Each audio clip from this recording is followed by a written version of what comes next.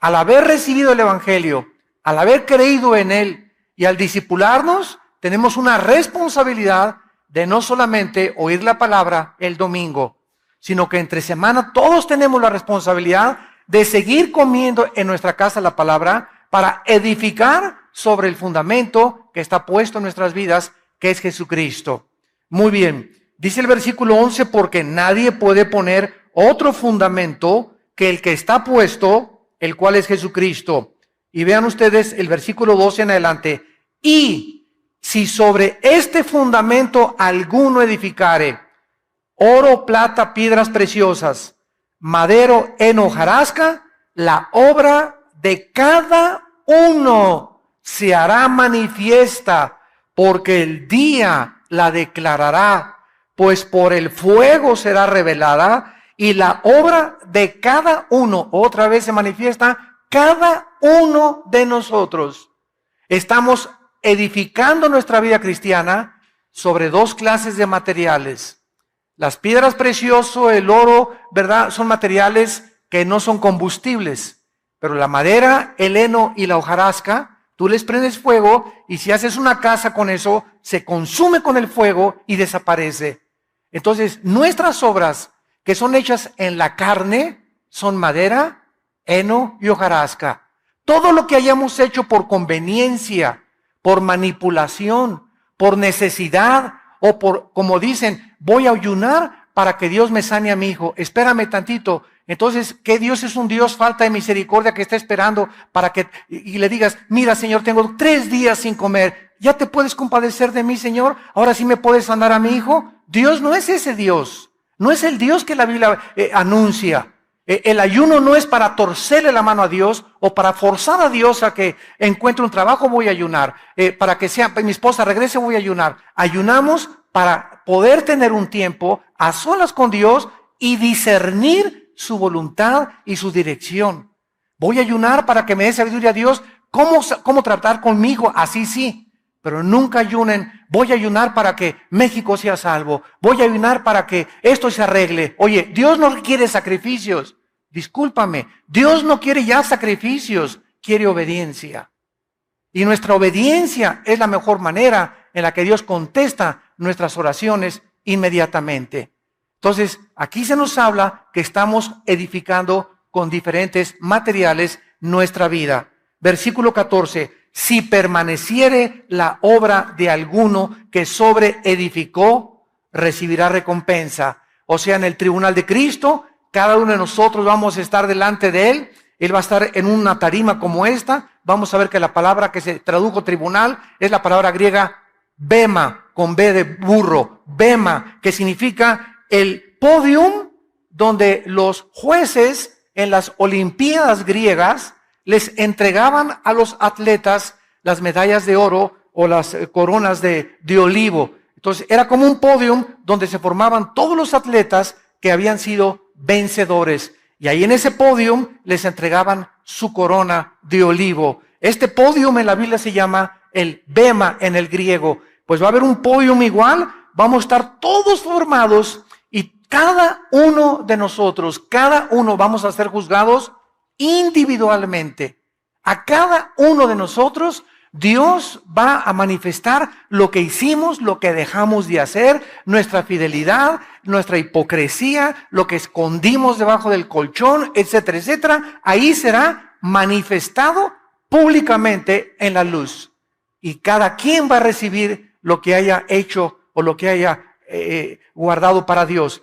Si la obra, versículo 15, de alguno se quemare, él sufrirá pérdida. Si bien él mismo será salvo, aunque así como por fuego.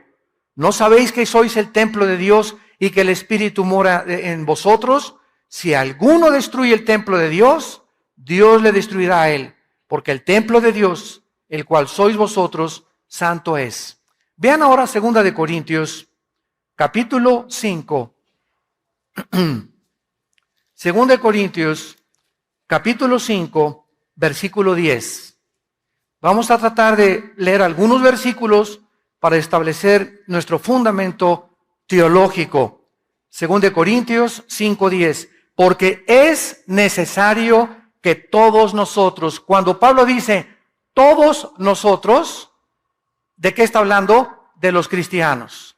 Aquí no está incluyendo a los no cristianos. Lo vamos a ver más adelante. Es necesario que todos nosotros, está hablándole a la iglesia, comparezcamos, y ahí está el bema, que se tradujo el tribunal de Jesucristo, para que cada uno reciba según lo que haya hecho mientras estaba en el cuerpo, sea bueno o sea malo. En este tribunal, en este juicio de los cristianos, todos nosotros vamos a recibir lo que hayamos hecho mientras estábamos en esta corta vida, desde que te convertiste hasta tu muerte. Ya antes de nuestra conversión, ningún pecado, que abortaste 5 veces, que mataste a 30 personas, que te decían la leona de Santa Julia, que te decían, ¿verdad?, lo peor. Antes de nuestra conversión, todos nuestros pecados han sido eternamente borrados. De nuestra conversión a nuestra muerte, nuestras obras comienzan a ser tomadas en cuenta. No para nuestra salvación, insisto, como lo acabamos de leer, sino para la pérdida o la ganancia de las recompensas y las posiciones de autoridad que vamos a tener. En otras palabras, en la otra vida, después del tribunal de Cristo, muchos van a sentarse con Cristo cuando las naciones sean reestructuradas y desde Jerusalén Cristo comience a gobernar y otras galaxias sean pobladas también, y Dios nos mande a otra galaxia como gobernador de alguna, de Andrómeda o no sé de qué otra galaxia, otro nombre que le ponga a Dios, o presidente, el nuevo presidente de México, etcétera, etcétera, donde ya no va a haber PRD, ni PAN, ni PRI, ni partidos políticos. Los hombres y las mujeres que van a gobernar en la otra vida será de acuerdo a la fidelidad que tuvieron en esta vida.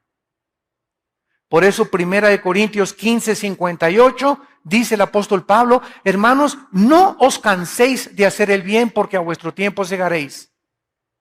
Continuar haciendo el bien porque vale la pena seguir trabajando para Dios.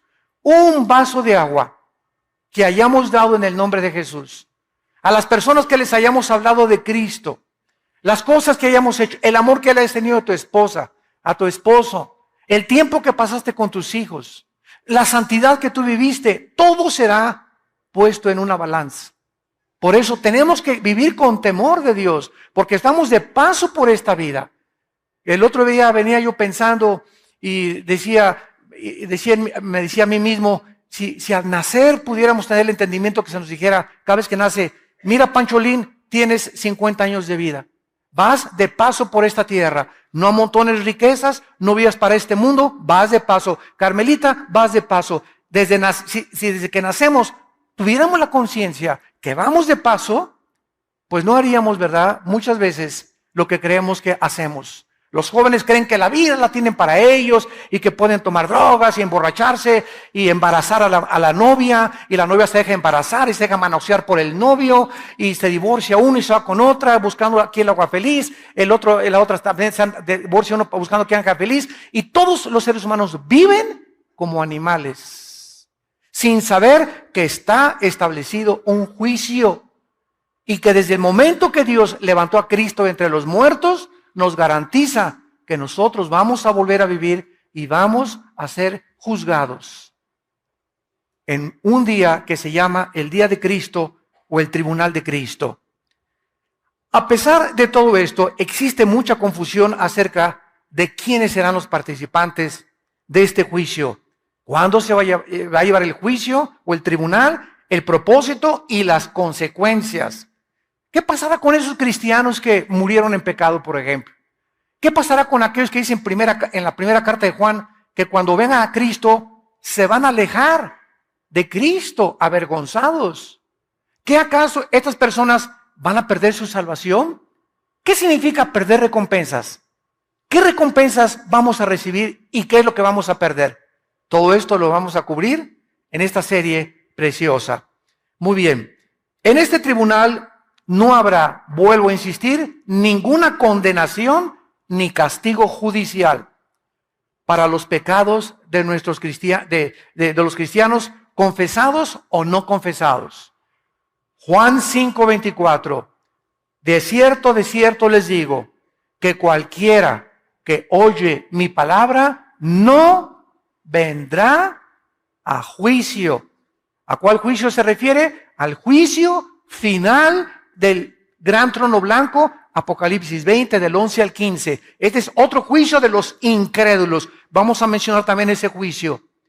Cualquiera que oye mi palabra y crea al que me envió, no vendrá a condenación. Esa palabra condenación, crino, con K, en el griego significa juicio judicial, condenatorio o sentencia. Cualquiera que crea en mí y me acepte como su Salvador, jamás podrá ser condenado 2 veces. ¿Por qué? Porque yo ya pagué por todos tus pecados en la cruz del Calvario. Y si hubiera algún pecado en tu vida por el cual se tiene que pagar, Cristo tendría que volver a morir 2 veces. Esta es la razón por la cual la salvación no es por las obras. El otro día me dijo un hermano, oye, pero yo todavía no sé si se pierde la salvación o no se pierde la salvación. Le dije, cuando Cristo murió, ¿por cuántos pecados murió en la cruz? ¿Por tus pecados pasados, presentes o futuros? Él mismo me lo contestó. Murió por mis pecados pasados, presentes y futuros, porque él dijo, concluido está, terminado está, se acabó. No hay nada más que agregarle a su muerte en la cruz. Entonces, si muero en pecado, me dijo él, me voy al cielo. Le dije, sí, te vas al cielo. Claro que te vas al cielo. Pero, ¿sabes una cosa? Después vas a ser en el tribunal de Cristo, vas a enfrentar esos pecados. Y vamos a ver en esta serie cuáles son las consecuencias de cristianos que creen que como no se pierde la salvación, pueden vivir con libertad o con libertinaje. Dice Gálatas 5:10, a libertad fuimos llamados, solamente que no usemos como ocasión de pecar la libertad que Dios nos ha dado. Romanos 6, ¿qué pues? ¿Pecaremos para que la gracia de Dios abunde? De ninguna manera, dice el apóstol Pablo. Porque los que hemos sido bautizados en Cristo, hemos sido bautizados en su muerte, en su sepultura y en su resurrección. Cualquier persona que diga, como no se pierde la salvación, voy a pecar, esa persona no es salva. Porque cuando eres salvo, esa gracia de Dios que nos es impartida por el Espíritu Santo, nos mueve a no querer pecar. Pecamos porque estamos en un cuerpo imperfecto. Y no hay nadie que no haya pecado más que Cristo. Pero cuando la gracia de Dios está en tu vida, ya no quieres pecar. Y cuando pecas, lloras y te frustras y te amargas y te sientes mal. ¿Qué hice, Dios mío? Antes de que tuviéramos a Cristo, pecabas como si comieras una concha, te la metes a la boca, te limpias la boca y dices, no he hecho nada. Dormías, ¿verdad? Como sin nada. Y seguías pecando y pecando y pecando y matabas y fornicabas y pornografía y no tenías ningún sentimiento de culpa en tu corazón. ¿Por qué? Porque no tenías al Espíritu Santo. Pero cuando recibimos a Cristo, el Espíritu Santo entra a nuestra vida para convencernos, para no dejarnos ya tranquilos. Dice en Efesios, no apaguéis la obra del Espíritu Santo. Porque hay cristianos que si siguen pecando y siguen pecando y siguen pecando, llega un momento en que el Espíritu Santo, dice desde Génesis 6, mi espíritu no contenderá contra el hombre. El Espíritu Santo te deja, lo apagas dentro de ti. ¿Qué significa que se apaga el Espíritu Santo? No significa que perdemos la salvación, significa que le quitamos el poder que Él nos quería dar para vivir para Dios. Las fuerzas que Él nos quería dar, las perdemos. El valor que Él nos quería dar para testificar, lo perdemos. Y como somos cristianos y vivimos en pecado, comenzamos a vivir tristes, frustrados, amargados, porque la persona más miserable de este mundo no son los no pecadores, sino los cristianos que viven en pecado. Porque viven con un pie en el mundo y con un pie con Cristo. Y como el Espíritu Santo no los deja y su conciencia los atormenta, viven miserables. Porque saben que lo que están haciendo es malo, pero no quieren dejar el pecado y no creen que el poder de Dios es más grande para ayudarnos a salir del hoyo en que muchas veces podemos caer. Veamos ahora en Hebreos capítulo 10 estas verdades que acabamos de enunciar en este momento para ir con la Biblia paso por paso en esta preciosa serie, El Tribunal de Jesucristo. Me encanta esta serie porque es una doctrina que une a la eclesiología con la escatología. La doctrina del Tribunal de Cristo, ahorita me explico, une la eclesiología, que es el estudio de la iglesia, con el estudio de las profecías. Porque la eclesiología nos motiva a vivir una vida santa. Cuando conoces qué es la iglesia y que somos partícipes del Espíritu Santo, nos motiva. Y la escatología, porque cuando sabemos que lo que hacemos va a tener consecuencias eternas, pensaríamos dos veces antes de hacer lo que muchos de ustedes están haciendo. Muchos de ustedes pecan, muchos de ustedes tienen amantes, muchos de ustedes se acuestan con su novio. ¿Sabes por qué? Porque no tienen el temor de Dios. Si tú tuvieras el temor de Dios en tu corazón, no harías lo que haces a escondidas. Si tuvieras el temor de Dios, no harías lo que haces cuando nadie te ve. Pero como no hay un temor de Dios en tu vida, haces creyendo que te vas a salir con la tuya. Este fue el pecado de los líderes en el Antiguo Testamento. Dios no nos ve. Y cuando perdemos la conciencia de que Dios sí nos está viendo, mis párpados examinan a los hombres, dice uno de los salmos. Mis ojos ven, mis párpados examinan. Los caminos del hombre están delante de los ojos de Jehová. Proverbios 3, y Él considera todas sus veredas. Proverbios 6 también. Entonces, cuando estamos conscientes de eso, nos damos cuenta que no podemos escaparnos de Dios. Y que tenemos que acudir a su gracia y a la misericordia para que podamos tener el poder de no pecar. Porque separados de Él, nada podemos hacer. Nos separamos de Cristo y perdemos la fuerza, apagamos al Espíritu Santo, comenzamos a vivir tristes porque necesitamos el poder de Dios. No somos suficientes, ninguno de nosotros, para vivir la vida cristiana en nuestras propias fuerzas. Dice en Hebreos 10, versículo 10. En esta voluntad somos santificados. O sea, la palabra santificado significa puestos aparte, separados del mundo. En la voluntad de Dios, nos ha Dios separado del mundo mediante la ofrenda del cuerpo de Jesucristo hecha una vez para siempre.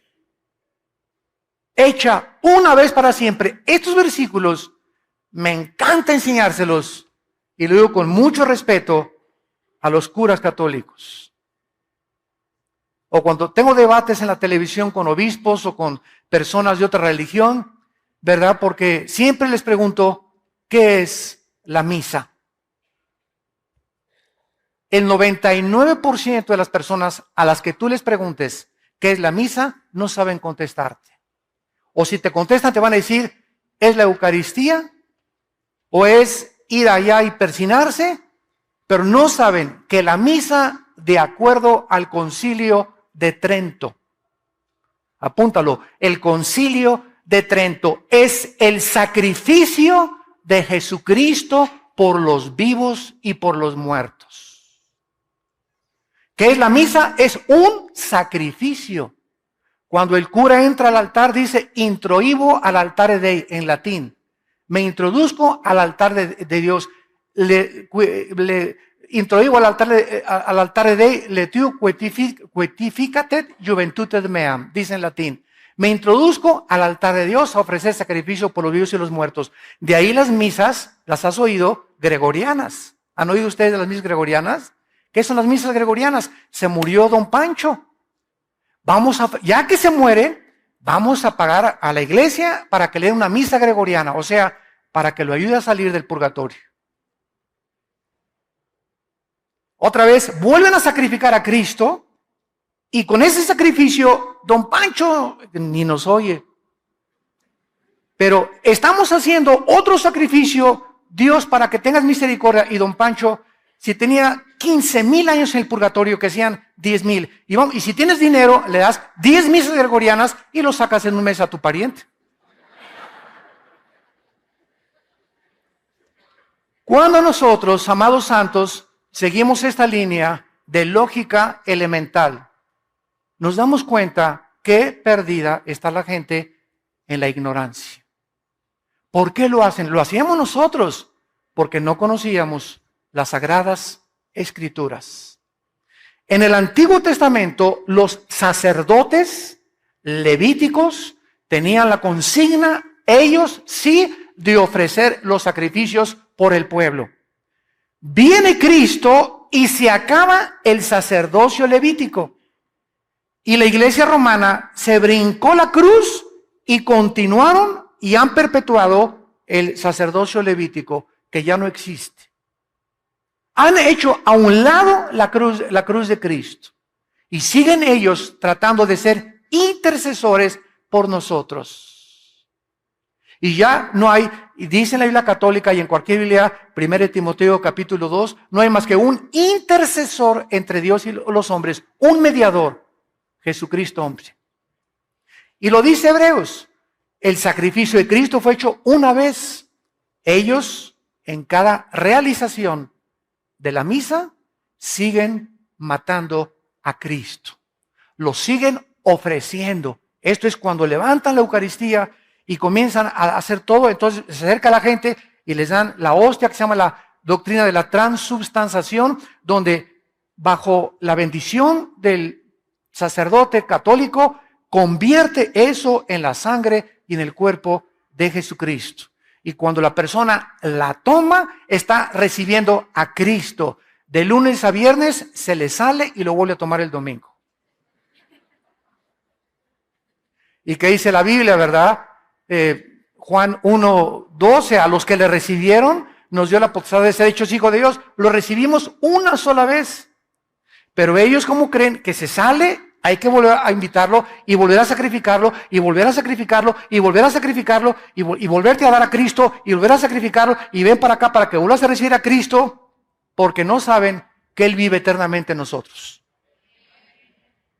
Dice en Efesios 1:13 y 14 que hemos sido sellados con el Espíritu Santo hasta el día de la redención, hasta el día de la resurrección. ¿Cómo nos ilumina la Biblia, verdad? Es maravillosa. Ahora viene el versículo 12, de ahí mismo de Hebreos 10, versículo 12. Pero Cristo, habiendo ofrecido otra vez, lo mismo dice el Espíritu Santo, una vez para siempre, un solo sacrificio. Cura católico que me escuchas con mucho respeto, no quiero abusar, ¿verdad?, de este conocimiento, pero ya deja de sacrificar a Cristo. Ya no vuelvas a celebrar misa si me estás escuchando, porque estás diciéndole que el sacrificio de Cristo no fue suficiente.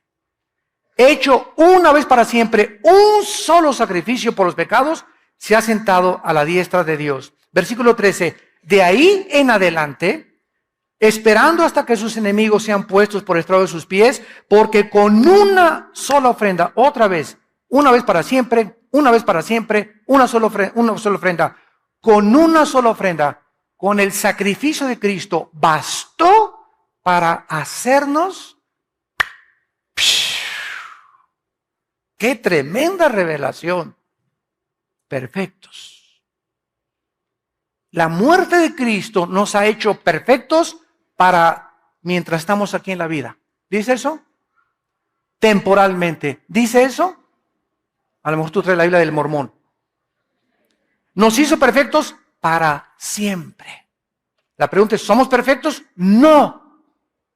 En nuestra actividad y en nuestra conducta, pero posicionalmente en el cielo nos ha bendecido con toda bendición espiritual. Estamos, Efesios 2, sentados ya con Cristo, descansando ya de que no tenemos que hacer nada, ni buenas obras, ni sacrificios para nuestros pecados, sentados con Él, esperando hasta que todo sea resuelto en este mundo. Y mientras tanto, aquí en la tierra estamos santificándonos, estamos llevando a cabo nuestra santificación. Se los voy a poner con otro ejemplo más claro. Ya cumplí mis 6 años de mis estudios de medicina. Y entonces en la universidad autónoma o en el Politécnico, donde sea, donde den la Academia de Medicina, me entregan mi certificado de médico, ¿correcto? Yo soy médico ya. La universidad me dice, señor Alducin, usted es médico. Ha cumplido con todos sus exámenes, ha pasado con 8, 9 y 10, soy médico. Muy bien. Ahora, este papel me dice que yo soy médico, pero ahora yo tengo que llegar a colgarlo en mi consultorio. Y no solamente que diga al consultorio, ahí tengo mi diploma de médico, ahora yo tengo que ejercer para demostrar que ese conocimiento que adquirí en la universidad es real y verdadero. Entonces, si yo me siento y solamente ahí veo mi título de médico, pero no hago nada, no opero, no hago cirugías, no receto, no amo a la gente, mi certificado no tiene ninguna validez. Es la teoría más la práctica lo que hace a la persona. Entonces, la Biblia dice que somos perfectos, ¿no es cierto? La Biblia dice que somos hijos de Dios. La Biblia nos adjudica una posición eterna, pero estamos aquí abajo y nos damos cuenta que no somos perfectos físicamente, pero ante Dios lo somos. ¿Por qué somos perfectos? Porque somos santos y sin mancha, porque todos nuestros pecados han sido lavados con la sangre de Cristo. Y ahora mientras pecamos ya no nos condena por esos pecados, ahora solamente perdemos la comunión con Dios cuando pecamos los cristianos. La salvación no la podemos perder, perdemos la comunión con Él y las bendiciones que podíamos tener y las recompensas en la otra vida. Pero ante Dios somos perfectos porque su Hijo fue perfecto, su justicia fue perfecta, su imputación de su justicia fue perfecta y su santidad, que es la santidad de Cristo, ¿verdad?, nos es imputada también a través de la santificación para que podamos ejercer una vida conforme al llamamiento que Dios nos ha hecho. Por eso dice Santiago, oye, tú vienes y me dices que es cristiano, y andas ahí, ¿verdad? Ajúa, vivo aquí, te emborrachas cada fin de semana, ahí andas detrás de las chavas como si nada, te acuestas con tu novio y estás en el coro de la iglesia, estás en la música de la iglesia, y la gente comienza a decirnos a nosotros, oye, tú te dices cristiano y haces estas cosas. ¿Por qué? Porque tenemos que no solamente decir que somos cristianos, obras nos tienen que acompañar. Acciones que demuestran a la gente que somos diferentes. Que somos diferentes. No, don Pedro, ya no me echo ya no me emborracho con usted. Ay, sí, porque ya no eres charrasqueado. No, pues ya, exactamente, Cristo me salvó. Oye, que todas mis amigas se acuestan con sus novios, pero yo no. Ahí sí eres la Santa Rita de Casia, ¿verdad? Díganme lo que quieran, pero yo conozco a Cristo y eso se llama fornicación delante de Dios. Y no quiero tener el temor de Dios en mi vida. Y comenzamos a dar un testimonio que la gente busca, la gente cree más las acciones que las palabras. Muy bien, veamos ahora el tiempo y los participantes de este tribunal de Cristo. El tiempo cuando este tribunal se va a llevar a cabo, ¿cuándo será? ¿Antes del rapto? ¿En el momento del rapto? ¿A la mitad de la tribulación? ¿Al acabar la tribulación? ¿Antes del juicio del trono blanco o después? ¿En el milenio o después del milenio? ¿Cuándo se va a llevar a cabo? La Biblia es muy clara. Veamos cuándo vamos a ser juzgados en este tribunal. Lucas capítulo 14. Vamos a ver algunos pasajes que no nos van a dejar ninguna sombra de duda respecto al tiempo cuando se llevará a cabo este tribunal, este juicio o evaluación de nuestras obras. Dice Cristo en Lucas 14, versículo 13 y 14. Lucas 14, 13 y 14. Mas cuando hagas banquete, llama a los pobres, los mancos, los cojos, los ciegos, y serás bienaventurado o dichoso, que es lo mismo, porque ellos no te pueden recompensar, pero te será recompensado, ahí está, cuando en la resurrección de los justos. ¿Cuándo recibiremos las recompensas? Cuando todos los justos seamos resucitados. ¿Cuándo se llevará esta resurrección? Primera de Tesalonicenses, capítulo 4, del 13 al 15. Hermanos, les escribo para que no se entristezcan como los demás que no tienen esperanza. Porque si Cristo murió y resucitó, también Dios traerá con Jesús a los que durmieron con él. Por esto digo que con voz de arcángel, con voz de trompeta y con voz de salvación, los muertos en Cristo resucitarán primero. Luego nosotros, los que quedamos, seremos arrebatados juntamente con ellos y así estaremos para siempre con el Señor. Por lo tanto, aliéntense con estas palabras. En el momento en que desaparezcan millones de cristianos del planeta Tierra, en ese momento, ¿verdad? ¿A dónde vamos? Todos los que seamos raptados, puede ser hoy en la tarde. Puede ser, a lo mejor ni acabo el mensaje. Y muchos dicen, ¿dónde se fueron? Se los llevaron los ovnis, van a decir. Puede ser hoy en la noche, el arrebatamiento, porque no hay señales para el arrebatamiento. Para la segunda venida hay señales, y verán la señal del Hijo del Hombre. Pero para el arrebatamiento no hay señales. Es inminente, en cualquier momento, el día y la hora, nadie la sabe. La segunda venida de Cristo sí es anunciada con muchas profecías y con muchas señales. Cuando dice vendré como ladrón en la noche, no se refiere a la segunda venida, se refiere al arrebatamiento. Porque si se refiriera a la segunda venida, pues entonces cuando el anticristo entre al templo y haga el sacrificio, Mateo 24, y ahí comienza la gran tribulación, lo único que tendríamos que hacer es comenzar a contar 3 años y medio. Y a los 3 años y medio sabríamos que venía Jesucristo y terminaría el Armagedón. Pero el día y la hora, nadie lo sabe, se refiere al rapto, al arrebatamiento de la iglesia. Por eso una cosa es el arrebatamiento, otra cosa es la segunda venida de Cristo. No es la misma cosa, el arrebatamiento de la segunda venida de Cristo no es lo mismo, porque el rapto viene sin anuncio, sin señales, sin ninguna prueba. Puede ser en cualquier momento. Veamos otro pasaje, 1 Corintios capítulo 3, versículo 13. Voy a leer rápido, la obra de cada uno se hará manifiesta, porque el día, ese día, ya sabes qué es el día. ¿Qué día? Siempre que en el Nuevo Testamento, escúchenme estudiantes de la Biblia, vean el día de Cristo, ese día se refiere al tribunal, al día en que vamos a ser juzgados. El día es el sujeto de la revelación y será un día revelado con el fuego. Ahora, el contexto que sigue a continuación se sigue desarrollando por los demás apóstoles.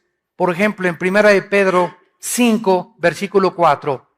Y cuando aparezca el príncipe de los pastores, vosotros recibiréis la corona incorruptible de gloria. Filipenses capítulo 2, versículo 16. Asidos de la palabra de vida, para que en el día de Cristo, subrayen siempre que vean el día de Cristo en su Biblia, para que en el día de Cristo yo pueda gloriarme, dice Pablo, de que no he corrido en vano, ni en vano he trabajado. Pablo le dice a los filipenses, estudien la Biblia, santifíquense, échenle ganas, ganen las almas para el reino de Dios, ama a tu esposa, ama a tus hijos, pasa el mayor tiempo que puedas con tu familia, porque el mayor tiempo que pasamos con la familia es el tiempo más precioso que tenemos en esta vida. No con los amigos, no en el cine, aunque digo, no soy enemigo de películas que sean buenas, ¿verdad? Con buena clasificación. No en fiestas, y hay fiestas también buenas, pero dediquemos tiempo a la familia.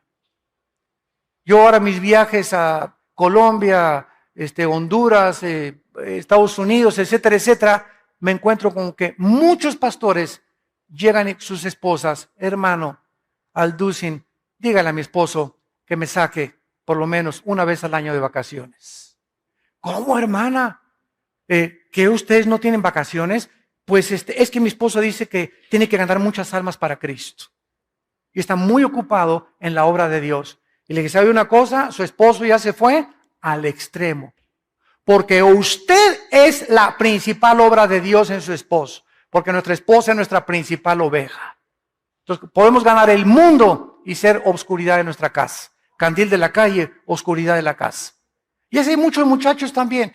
Por acá y por allá, iban a los campamentos y todo, y llegan a su casa, no se obedecen a sus papás, no se someten a los papás, no les dan buen testimonio, tienen mal testimonio en la escuela, pero eso sí, aleluya, gloria a Dios en los campamentos, y gracias a Dios que van a los campamentos, pero quiero que entiendas que lo que Dios aprecia es la vida en la familia. El matrimonio es el gimnasio del hogar. Hermanos, que usted no sabe la cara de dinosaurio de mi esposo. Vete acostumbrando porque el diablo la tiene peor, le digo. Es que usted no sabe que mi esposa, esto y el otro, es que precisamente el estar aguantando eso de tu esposa te está fortaleciendo. El estar aguantando eso de tu esposo te está fortaleciendo, te está blindando, te está dando carácter, te está dando paciencia, te está dando visión, te está acercando más a Dios, estás tratando de ya llorar por Dios, Padre Santo, te pido, te ruego. Todas estas cosas, esas presiones que tenemos, esos sufrimientos en el matrimonio, con los hijos, en la familia, sirven para formar nuestro carácter. Santiago 1, del 2 al 4. Tengan por sumo gozo cuando el dinosaurio te ladre. En el lenguaje de zapoteco. Tengan por sumo gozo cuando se hallen en diversas pruebas. Ay, hermano, no saben qué prueba me encuentro. Esas pruebas son una bendición. Me corrieron de mi trabajo, es una bendición porque mientras no ha sido por robo ni por fraude, Dios tiene lo mejor para ti. Dios está probando tu confianza en Él. Tengan por sumo gozo cuando se hallen en diversas pruebas, sabiendo que la prueba de vuestra fe produce paciencia. ¿Y para qué quiero paciencia, Señor? Porque si no tienes paciencia, Hebreos 6 y Hebreos 10, nunca recibirás nada de Dios. Sin paciencia te vas a casar antes de tiempo. Sin paciencia vas a comprar un coche cuando no era el tiempo de Dios. Sin paciencia vas a inscribirte a una escuela que no debiste haberte inscrito y después de 2 años perdiste 2 años y vas a tener que regresar a otra materia o otra carrera que realmente Dios quería para ti. ¿Por qué? Porque no tuviste nunca la paciencia para aguantar y esperar el tiempo de Dios. Y la paciencia nos las dan las pruebas y los sufrimientos. Para que comiences a conocer los caminos del Altísimo Gobernante del universo. Dice en 2 Timoteo 4:8 el apóstol Pablo, ya para ser sacrificado o martirizado, 2 Timoteo 4:8, por lo demás, es las últimas palabras de Pablo, me está guardada la corona de justicia, las coronas las vamos a estudiar mucho después, la cual me dará el Señor juez justo, otra vez se repite, en aquel día.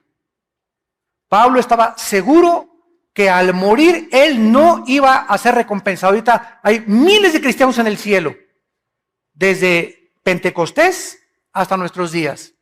Y ninguno de los cristianos que están en el cielo, Apocalipsis 6, del 12 al 14, ninguno ha sido recompensado. Están esperando, se les han dado vestiduras blancas, están esperando el día de nuestra resurrección. Ellos ya están en el cielo, pero nadie ahorita ha sido recompensado. Tenemos que estar todos los cristianos ya en el cielo para ser recompensados. Y en ese momento es cuando recibiremos los premios de Dios. Así pues, las recompensas de los santos, para dejarlo claramente establecido, van a ser entre el arrebatamiento de la iglesia y la segunda venida de Cristo a la tierra. Entre el arrebatamiento de la iglesia y la segunda venida de Cristo va a haber un tiempo de 7 años de tribulación. Mientras la tribulación está aquí en la tierra, nosotros en el cielo estaremos siendo recompensados y ante el tribunal de Cristo. ¿Cómo lo sabemos? Porque en el capítulo 19 de Apocalipsis aparecen las bodas del Cordero. Y no podemos estar en las bodas del Cordero sin antes habernos presentado a ser evaluados y juzgados por nuestras obras mientras estábamos en el cuerpo. Ahora, para terminar, ¿quiénes van a estar en este tribunal? El hecho de que antes de la resurrección de los impíos no se va a llevar a cabo, nos revela que este juicio del tribunal de Cristo no incluye a los no creyentes. El tribunal de Cristo, el día de Cristo, el bema de Cristo, solamente los cristianos vamos a estar en este tribunal. Los no creyentes, cuando terminen los 7 años de tribulación y Cristo regrese al mundo, vamos a entrar a 1000 años, a un periodo de 1000 años de vacaciones aquí en la tierra, Isaías 65 y 66, Apocalipsis 20 y 21, y después del milenio, Apocalipsis 20 del 11 al 15, los no creyentes serán presentados, serán abiertos los libros de Dios y pasarán todos los no cristianos y ninguno va a estar hincado, estarán parados delante de Dios y serán echados al lago de fuego que arde con fuego y con azufre, que es la muerte segunda. En ese juicio, del juicio del gran trono blanco, nosotros ya fuimos juzgados por nuestras obras, no por la salvación, pero en el juicio de los no cristianos después del milenio, nosotros seremos el jurado. Los ángeles y los querubines estarán en el cielo cósmico de Dios y Dios demostrará que Él no va a mandar a nadie al infierno. ¿Cómo? Sí, se fueron solitos.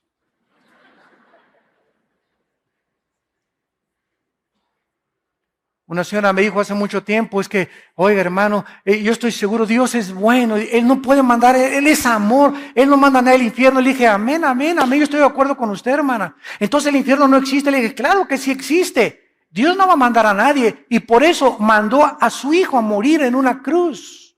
Por eso nos dejó la Biblia, por eso nos mandó al Espíritu Santo, por eso se sigue predicando el Evangelio a todo el mundo. Los que estén en el infierno es porque ellos escogieron pasar la eternidad ahí. No pudieron vivir contentos con los santos en esta vida, no podrán estar contentos en el cielo con nosotros tampoco. Porque para que vivas en el cielo, tienes que haberte acostumbrado a vivir con los santos de Dios, imperfectos en esta tierra. Una vez alguien me dijo, ay hermano, es que todas las iglesias apestan, todas las iglesias son imperfectas, todas las iglesias son una bola de hipócritas. Y yo le contesté, y le dije, ¿te acuerdas el arca de Noé? Ah, sí, claro que me acuerdo. Le dije, ¿te imaginas los olores que había adentro? Púchila, de popó de camello, de elefante, de canguro, de chango, de chita y todo. Pero ¿sabes una cosa? A pesar de los malos olores, estaban lejos del juicio afuera de Dios al mundo. Entonces, es preferible pasar un tiempo con malos olores aquí en la iglesia y la hermana huele feo y la hermana tiene cara hipócrita y este hermano me hizo el otro y todo. Es preferible aguantarnos y soportarnos y tolerarnos un poco de tiempo que estar en el juicio de Dios en el día de la tribulación. ¿Amén? Así es. Muy bien. En segundo lugar, este juicio no va a incluir, claro, a los no cristianos. En segundo lugar, los cristianos que se conviertan en la tribulación. Porque cuando el anticristo mande matar, ¿a quién va a matar? ¿A los ateos? No, ¿verdad? El anticristo va a mandar matar a judíos, mesiánicos, creyentes en Yeshua, en Jesús, y a cristianos como nosotros. Entonces, esos cristianos, Apocalipsis capítulo 7, están en el cielo, van a resucitar, están en el cielo, ellos no van a ser juzgados en este tribunal. Y durante el milenio no pueden estar incluidos tampoco en este evento. Y en tercer lugar, en este tribunal tampoco estarán los santos antes de Pentecostés, antes de la cruz de Cristo. De Adán a la cruz de Cristo, los santos del antiguo pacto, del Antiguo Testamento, no van a encontrarse en este tribunal. Veamos esta verdad en el libro de Daniel, capítulo 12. Todos los santos antes de la cruz y de Pentecostés no van a encontrarse en este tribunal. Dice Daniel capítulo 12, versículos del 1 al 3. En aquel tiempo se levantará Miguel. Está hablando del tiempo de la gran tribulación, de los años de la tribulación que se vienen sobre el mundo, donde tú y yo no vamos a estar. Gracias a Dios. Se levantará Miguel, el gran príncipe que está de parte de los hijos de tu pueblo. En la Biblia, el arcángel Miguel es el jefe de los ángeles en el cielo que defiende, ha defendido y se enfrentará con Satanás en Apocalipsis 12, versículo 12, para defender a Israel. El arcángel Miguel. Y aquí se levanta Miguel, ¿verdad? Dice, el que está de parte de tu pueblo. Y será tiempo de angustia. Aquí está profetizándose el tiempo de la gran tribulación, cual nunca fue desde que hubo gente hasta entonces. Por esto sabemos que no está hablando de una tribulación o un sufrimiento 70 años después de Cristo, cuando llegaron los romanos y no dejaron piedra sobre piedra. Aquí está hablando de una angustia que Cristo en Mateo 24 repitió, cual nunca la ha habido en la historia de la humanidad, que es la gran tribulación.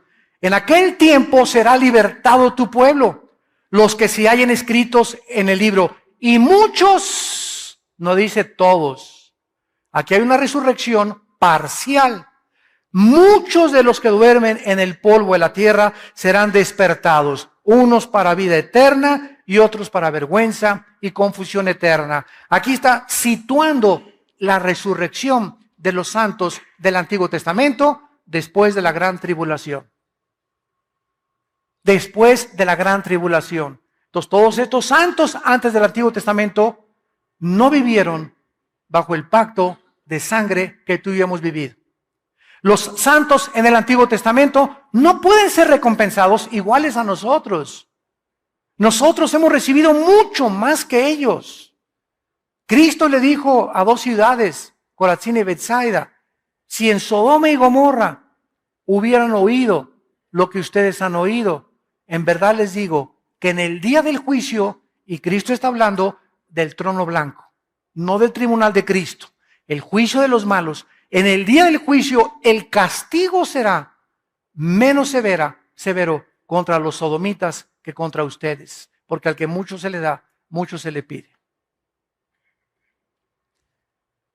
Así que nosotros tenemos que ser juzgados con una vara mucho más grande con Dios, porque hemos recibido la gracia de Dios, al Espíritu Santo morando, haciendo su morada dentro de nuestro cuerpo. La revelación que tenemos, el conocimiento que tenemos de la Biblia es maravilloso.